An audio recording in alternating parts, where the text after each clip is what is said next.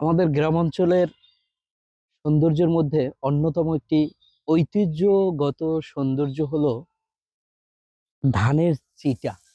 আমার সামনে যা দেখতে পাচ্ছেন এগুলো হলো ধানের চিটা। অর্থাৎ ধান মাঠ থেকে কেটে এনে মাড়াই করার পরে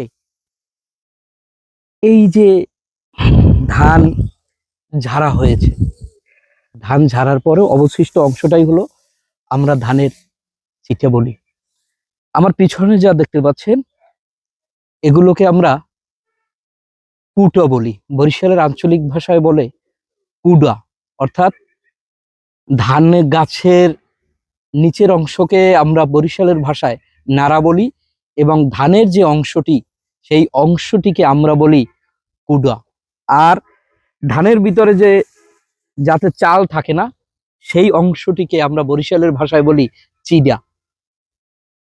প্রকৃতপক্ষে গ্রামের এই সৌন্দর্যগুলো শহরের মানুষের কাছে অপরিচিত।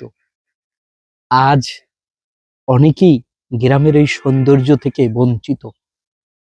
আমি বলবো মাঝে মাঝে গ্রামে আসবেন, গ্রামের এই সুন্দর প্রকৃতিগুলো দেখবেন, উপভোগ করবেন, মনে বাঙালিয়ানা শান্তি পাবেন।